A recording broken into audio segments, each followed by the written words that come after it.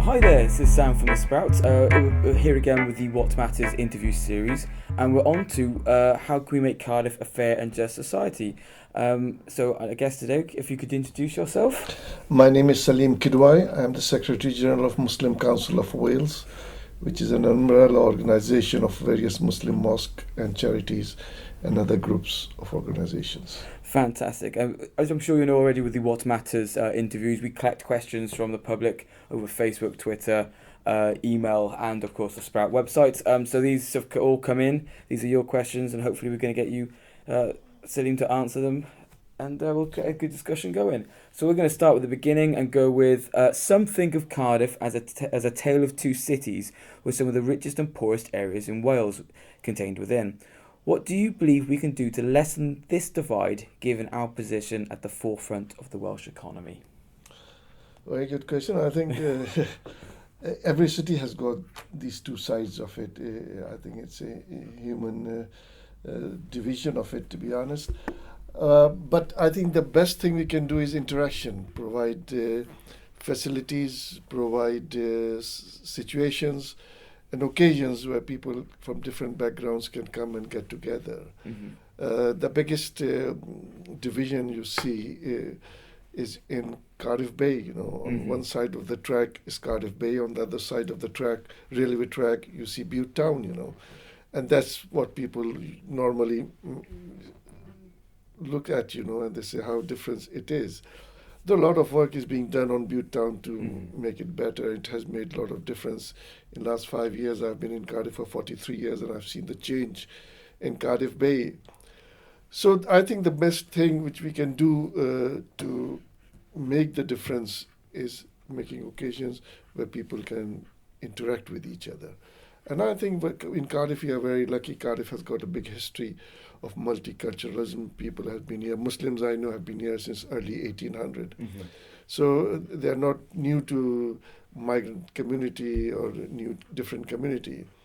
In recent years, I've seen, particularly during summer, a lot of things are happening in Cardiff Bay, which obviously helps to bring communities together.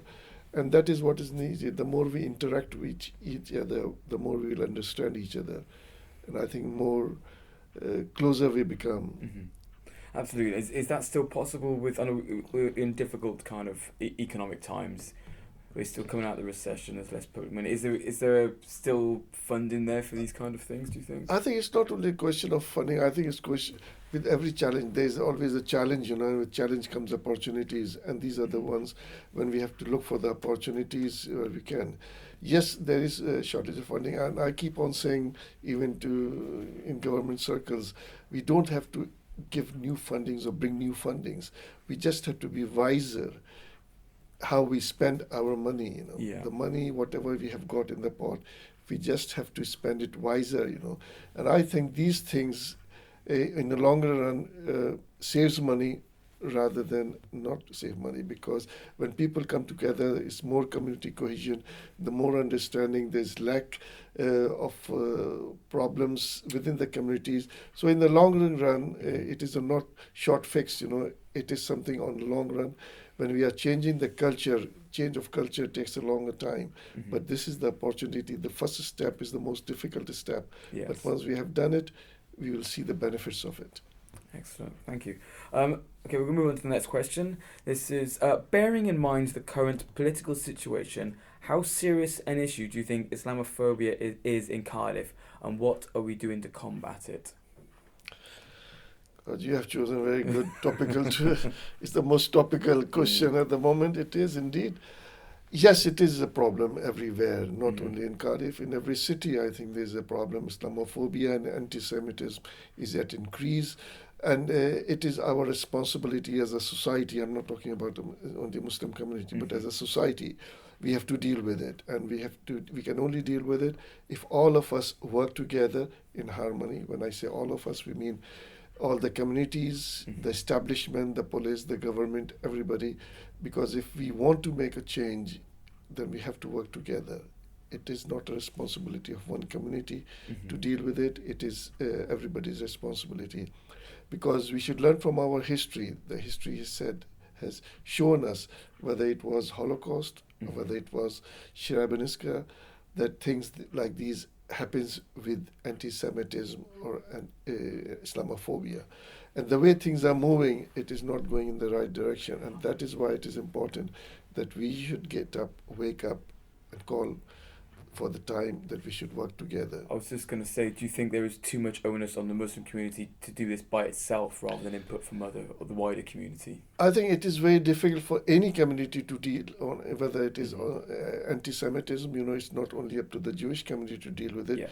It is our responsibility. We are the citizen of this country. We are a part of the society, and when anything affects the society, we have to work together to deal with these situations. Cool. Well, possibly related, or possibly not. Maybe I'll put my own spin on this. But what can the Muslim community and the wider community do to stop young people being radicalized? Again, to be very honest with you, whatever Muslim community, let me assure you this, that everybody I have come across in the Muslim community, and I work on the grassroots of the community from top to bottom, they are against radicalization. And I can assure you that they are not being radicalized either by family members or the mosque or the imams. They are being radicalized by the social media, I may call it, by internet, which is beyond our control. So whatever is within the controls of the Muslim community, they are doing it to the best of their ability. But it is which is beyond their control, and that is the media or the internet, which they can't control. And that is why we all have to work again. These are the ills of the society. It's a cancer in the society, and then we can only deal if we work together. Again, the police, the establishment, the politicians, the government, and a big responsibility is on the press media, the media, because they make stories, because 3 boys from Cardiff went to Syria, they were on YouTube. Now, the way media has played, that Cardiff has become the hub of radicalization and hub of terrorist activities among the youth. Yeah. And other cities, there have been hundreds who have gone to Israel, Syria and Iraq and other places. But because those 3 boys was on YouTube and they keep on repeating it again and again, it seems to general public that, Cardiff has got a problem. We haven't got a problem because we are working very closely with everybody to deal with the situation.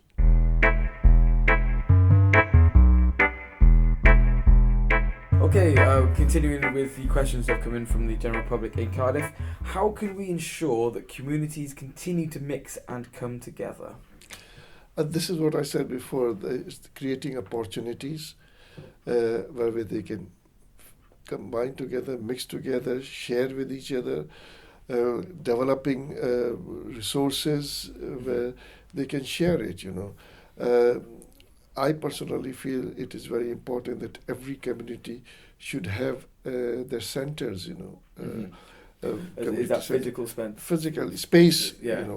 Now, a lot of people might think that, you are making these small ghettos, but I see it from the way that if it is their own place, they feel proud to be that own this place, Then they can invite the people, from their friends and everything, because the majority of the people now are under 25 are from Muslim community or ethnic community, So they are born and brought up here, Yeah. They want to have a space where they can proudly call their friends, and say, this is how we run things here, Come and share with us, because that will break, rather than them going to southern. It's just simple how I see it, that when your children or your friends, they get their first flat, even if it is a 1-bedroom flat, how happy they feel when their parents comes or their neighbors comes or their friends comes and visit them. They don't see it's they might have a 5-10 bedroom house of the parents where they were living, but they feel more proud of being a 1-bedroom flat owning them, where they can invite the people and share with them time, That's a nice metaphor. That's how I see it, Yeah. Same, with various communities, they feel very proud of having a center where they can have activities, they can invite. We have got a lot of mosque, no doubt about it. But mosque are not a place, though they should be, in true sense. When mosques were started in the beginning, they were said to be community center. But nowadays, people have made it a religious institution site where they can only go to pray and people can't socialize there as such, which you should be.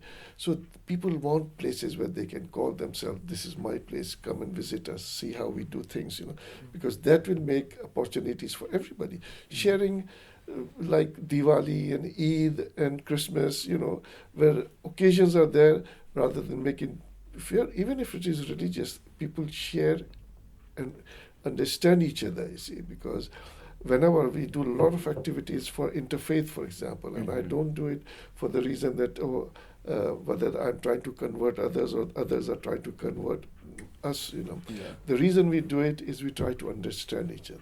Because the more we understand each other, the more we respect each other. The more we respect each other, the more we will try to realize the similarities and commonalities, because we talk too much about British values. But if you go underline, the real values are the real values in faith and non-faith also. And that is common to all of us. Being good to each other, being kind to each other, respect the elders, love thy neighbor, sharing everything, all the good things.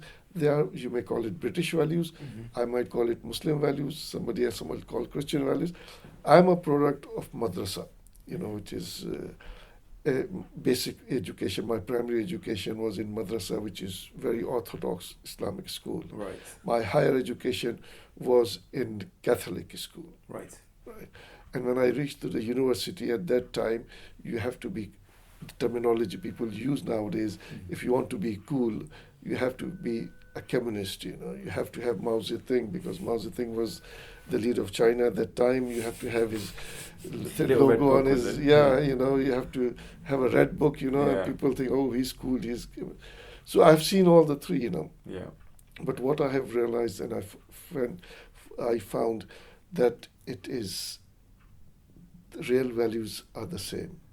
I didn't see any transformation or any challenges when I went from Orthodox Muslim madrasa to Catholic school, that, they are completely different, Their values were the same, If you are saying a statement like, you should love your neighbor, respect your elders, either you say Jesus said this or you say Muhammad said this, peace be upon them.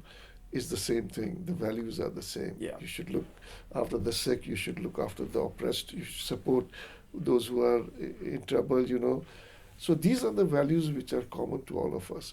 This is how you learn when you interact with it, we talk to each other. And that is why it is important that we should keep on talking and interacting with each other.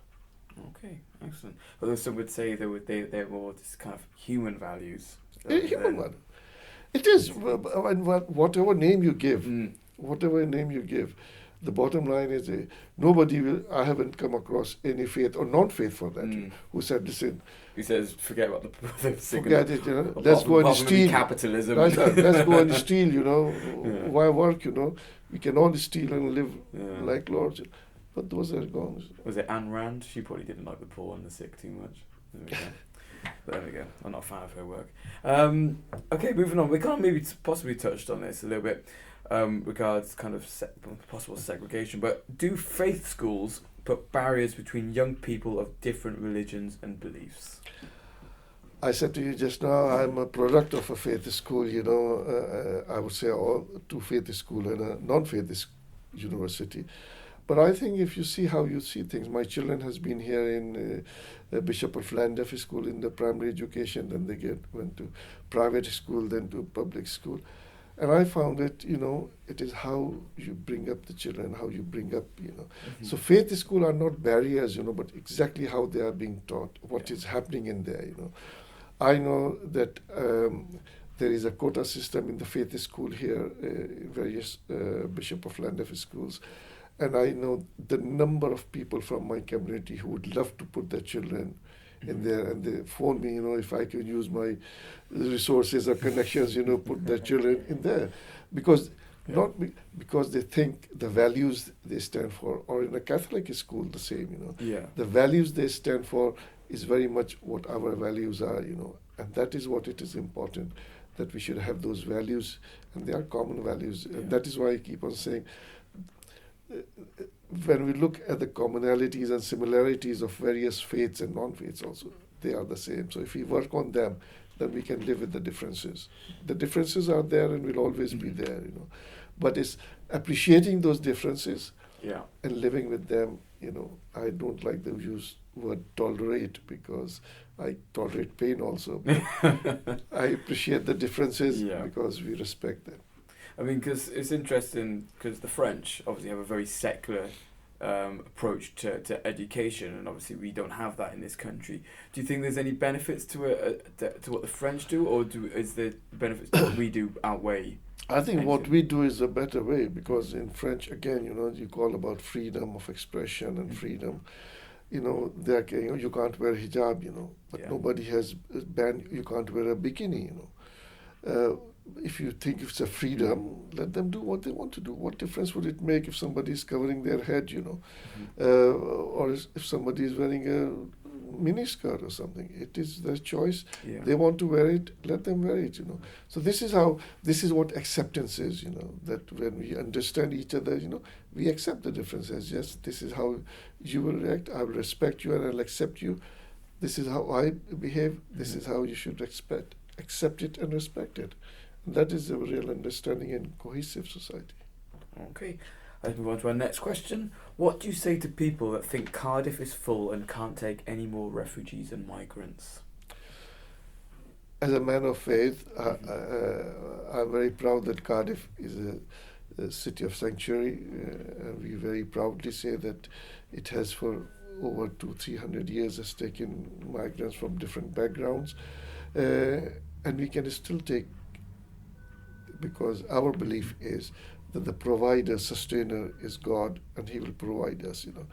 The place we haven't got short of space, because whether I'm a Christian, Jew, or a Muslim, or a people of North, it's a question of humanity. And we're not talking about people who come for economic reason. We are talking about people who are being subjected to trauma, who has been subjected to war. They have been displaced, So we feel it is our duty to accept them and support them. And in the long run, they will benefit our society. And I've seen, 5-10 years ago, the migrants who have come from Iraq and from Afghanistan. Yes, for the first 6-8 months, 1 year, they were involved, settling and everything. But now they all have got businesses. They are main contributor to the society, not financially only, but physically also being a part and making a very positive contribution. So we should welcome them. We should accept them with open arms. Yes, there is a limit to it. We have got to look our resources. But I think once you have got the will, there is a way. I'm going to jump off the sixth fence, so I thoroughly agree as well. Okay, next question. Legal aid has been slashed to pieces. What can we do to ensure that poor people can get justice the same as rich people? This is the key to everything, to be honest, Nowadays, in order to get justice, you have to be rich, People can say anything about poor people and they've got no recourse to go to justice, because it's so expensive. And I think legal aid has played, yes, some people might have misused it, and it has, but overall I think it is the most important thing in order to have a fair society where people can access justice without feeling that they have to sell every bit of their assets or home to achieve it, So I think this is, we in the community along with other communities are looking into various projects where we can provide that facilities for the people who really needs it, So I'm just kind of get my head. Legal aid is when usually if you can't afford a solicitor, the state will help you provide for That's it. right. So it's kind of a UK government thing rather than a Welsh government or a council. Indeed, yes, Yeah. it is not devolved, so Yeah. it has to come from the central government because the Home Office or Ministry of Justice gives it from their budget, But I think it is very important that we should reinstate this facility. for the fairness of the society. And as you said, fair and just society you can only have when people have got those facilities, whether you are rich or poor, whether you're white or black. If you have got that facility, then you can call it a fair and just society. So what can we do? Do we protest? I think, to be very honest, in a democratic country, the most important tool you have got is your vote. You talk to your MPs, your assembly members, whoever is responsible to convey your message and tell them the importance of it. And if they can put pressure, I'm sure the government will reintroduce it. Because for individuals, poor people, it is very, very important segment of getting fair justice. Absolutely. Okay, moving away from legal aid for a second. Cardiff takes pride in a long history of multiculturalism and has a very diverse population, with events going on such as the Community Cohesion Cup. What approaches do you think have been successful in the city to keep these good traditions alive? So the Community Cohesion Cup, I believe, was a football game between... I think, to be very honest, I'm all for it because in our own community we do sponsor football matches, one in winter and one in summer, 9 aside, football teams, and about 24 football teams. And I say of youngsters of 2 different age groups, from 7 to 13 and then 13 plus, And if it gives me great pleasure to go there and sit and just watch, because if you close your eyes and just listen to the talking or that what is happening there, you wouldn't know who is who, because everybody's lingo is the same. Yeah. We are talking about Asians, Bengalis, Pakistanis, Somalis, Yemenis, different backgrounds, Welsh and everybody, But because they are young, all brought up here, they say, you close your eyes, you would never be able to say, oh, this voice was from a Somali guy, this is from Yemeni guy, this is from Pakistan. You can't. And the way they interact with each other, that is what gives me hope that these things will improve. So again, what I said in the beginning, providing ways and means and resources to places where people can interact with that. Sports is fantastic. Yeah, I know it's a cliche. It's a cliche because it's true, but like you put a bunch of kids together, they'll get on fine. It's only when they get older that you start to have, can start to have right. These kind of, because we all, for some reason, start to put up these barriers between us. But yes, sport, I always think cinema, food, are great ways to kind of share. Food is very good for us, we can't do any activities without food, and that is what attracts people, And again, I was in Canada last week and they had the tea festival, and I happened to go there and I thought it was superb. There were about 35 nationalities there, everybody having tea, but different tea. Yeah. And along with the tea, they had their own food and everything. Yeah. Oh my God, it was remarkable. I've never seen so many different teas, I need to get to Winnipeg to the tea festival. festival. I tell you, I was, and I'm thinking, how can we do here, I think it'll be a fantastic... next summer, God willing, we'll have it, Well, theSprout gives its full support to a Cardiff Tea Festival. I can tell you, it was, we gave $10 admission fee, but then you can have whatever, as much as you want to eat. You can take. Tea and other foods, lovely. Different country foods, And my God, in the end, people didn't have the space to eat, so they were just putting it in their doggy bags, because it's different varieties. I've never tried, though I've been living in Cardiff, I didn't know that Somalis have different tea, I didn't know Japanese tea and Chinese tea and my God, so many different teas, the Indian tea, Pakistan tea, oh God. But these are occasions where people, you can imagine 29 different nationalities coming there. So it's remarkable. Absolutely. Oh, I'm very excited about a tea festival now. Okay. Watch this space for next year. Yeah, there we go. We'll do it. We'll get Cardiff Council, come on, the tea festival going. Okay, next question. Technology is making it easier every day for people to communicate with each other and furthermore to get involved with their communities. Do you think this is going to have a positive effect on community cohesion across the city? It is again, it is a double-edged sword. One is a nice way, and one is, if you use it positively, it is a fantastic media, but if you don't, then it could be a tool for radicalization. So it's the balance, where you control it. But social media is very good.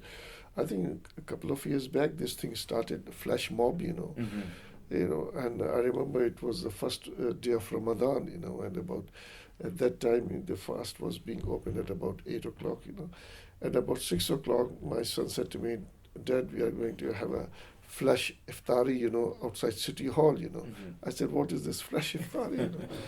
Because in my days, if you are a flasher, it's a different. Yeah, you get arrested. That's right. Yeah. So he said, and we reached that, and on all social media, everybody rings, meet outside City Hall for iftar, and there were about, I think within an hour or so, more than 60, 70 people were there. So it's good tool Mm. if positively used. Well, it's the To same bring with anything, really, isn't it? anything, It's that's the right. people behind it that really make the difference. How you use that. Yeah, absolutely. Okay, final batch of questions now. Lots of surveys have gone out recently to engage people with how services and other facilities are provided in Cardiff. Do you see this as a positive? Do you see this as a positive future to ensure that all people are included in the future of Cardiff? It is important that people who lives in Cardiff should have a voice, though whether they are through their councillors or whether they are through different organizations, but they should all have a voice in the way the services are provided and the way the services are used.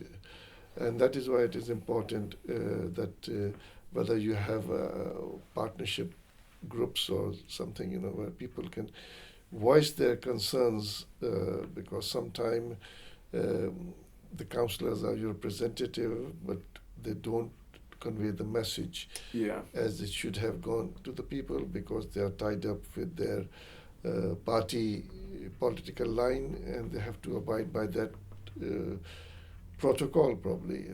But I think it is important that people should have it, and I think Cardiff has got it. As I said, it's a very multicultural community here. We have to accommodate all of them, respect their differences, and accept what they have got to offer. Yeah. And we should make sure the Cardiff City Council should make sure that they take into account various factions of various communities. I'm going to come from my kind of angle with the Sprout and stuff. We get asked to put an awful lot of surveys on our website for young people, and I see an awful what I call survey fatigue. They're just constantly asked to tick these boxes. I think that maybe there's some way that we can be a lot better with how we get this feedback and let people have their voice. I'm not sure how, maybe we kind of gamify it some way or make it more engaging, because Unfortunately, the way the society works now, or the government nowadays work, they want everything evidence-based. yes. And for that, they need to have surveys. They have to research papers or baseline research and everything. It has to be based on that. But a lot of things are very open. You don't have to be so research-minded. You can see what is the need of the community, what is needed, and how you do it. And I personally feel, and I keep on saying again and again, that a lot of times it's not that extra funds you need, extra capital you need, extra money you need. It's just putting it in the right place, making sure that you are using it wiser. It's just like you are dealing with your household expenditure, Instead of buying everything from Marks and Spencer, try something from Lidl, you can make more of it. That's the one with Lidl, though. No, that's what I'm saying. I go there, and if you go to nowadays, Lidl is full of students. Why? Because they get quality stuff at good prices. So it's not necessary. I remember, when I was doing a project for Welsh government, I used to go to Brussels a lot, European, And we went and we paid £485 from Cardiff to Brussels return flight. Wow. And on the same flight, there were a group of 10, 12 boys who was going for a stag night Brussels, and they paid £75 each, And they were sitting next to me, that we were in first class or second class. And then you think, why couldn't we buy that, and go? But no, they had to buy it from somebody in London who was registered as a supplier. And these things, makes a lot of, and we have to be careful how we spend money. To break down the system after a fashion. God, you have recorded it. I'll get a phone call from Welsh Government tomorrow. Okay, do you feel that Cardiff sets a good example for disabled people in terms of making things available and accessible? I think Cardiff has improved tremendously over the period. They have done tremendous work about it, and yet a lot to be done. Still, there are a lot of places which are not accessible. Again, the hate crimes are at an increase among disabled people, which needs to be addressed too. Again, this is something which the whole society has to work together to deal with this situation. Yes, the government has the responsibility to provide and assist organization to provide these facilities, help them with financial way. But as far as the hate crime against disabled or any other people are concerned, it is us as a society, we have to deal with it. I think what we are very proud in Wales is that we think everything as we, not us and them. Yeah. And that, I think, is the great positive thing from the Welsh perspective, that we like to do things together to deal with the situations, the problems, the challenges together, and when the opportunity arises, we work together to get the benefit of it. So you think we have a stronger kind of community mentality than other parts of the UK? Indeed, I think that is the basic thing from the Welsh community, and when they have got a very strong community feeling, and same when other communities comes with the similar values, it makes it more stronger, then we work more closely together to do things which are good for us as a community, as a society, as a country. Yeah, that's interesting to hear. Okay, on to our final question now. Older people make up a big proportion of our population, and that is set to increase further. How prepared is Cardiff for this in terms of keeping older people engaged and not isolated? Interaction again. I have reached that group of people, so I will support it 100%. It is more, but I think what is more important, and there I feel that our communities are doing more, the indigenous community is bringing the young people more involved in looking after the elders, because the elders enjoy tremendously the company of the young people. Probably young people might not enjoy it, because it reminds them of the youth, So I think, again, when people from different age group interact with each other, they learn a lot. For the youngsters, they learn a lot from their experiences, and the elders learn a lot, and give them that moral boost, more than moral boost, the insight boost, that they can communicate with the youngsters, And yes, youngsters can do. I've got 4 children, and my mother-in-law stayed with us for about 16 years before she passed away. And I think that was the golden era for our children, because they learned how we were caring for her, how my wife was caring for her, how I was caring for her. And that has instilled in them the values, that if my father and mother get old, how we should look after them. Yeah. Because yes, our generation is getting older and living longer, and there are limitations to the resources we can have it. So it is important that the families should start working in this direction, because that will be good. Yeah, I mean, sometimes I feel we're guilty as a society in this country of just shunting off old people to big homes and ignoring them sometimes. That's right. They need help, no doubt about it, you know. But it becomes less pressure on the government, the society, the communities, you know, if it is done within homes, you know. If any homes need help, they should be given help, you know, by social services. But nothing like home, you know. They feel connected with home. Yeah, I suppose the flip side to that is that obviously previous generations there was more cross generations living together. Now we're all off in our little tiny flats that we can't mix so much anymore. But then again, nobody can afford to buy houses anymore, so everybody's moving back into each other. So maybe this will happen organically in a way. I hope so, yes. And I think it'll be a very positive contribution. I think it will make a difference in the society. Again, it's a cultural change, you know. Yes. So it will take time, you know, we can't expect it overnight. But the more we put people together of different age, just like different communities, it will develop that, you know. I see now more people concerned if they've got old age couple living or old age person living next door, just to go there and ask them, you know, do they need anything? Do you need to go for shopping, or I'm going to the supermarket, do you need anything? To walk to the corner shop is nothing for a 25-year-old, but for a 75-year-old it's a tremendous, big task. Yeah. And if you are going to the supermarket, do you want to come, do you want to buy anything, I'll get you shopping. It's small things, but makes a lot of difference. Yes, absolutely. And you get that engagement then, and there's still part of the conversation of a community.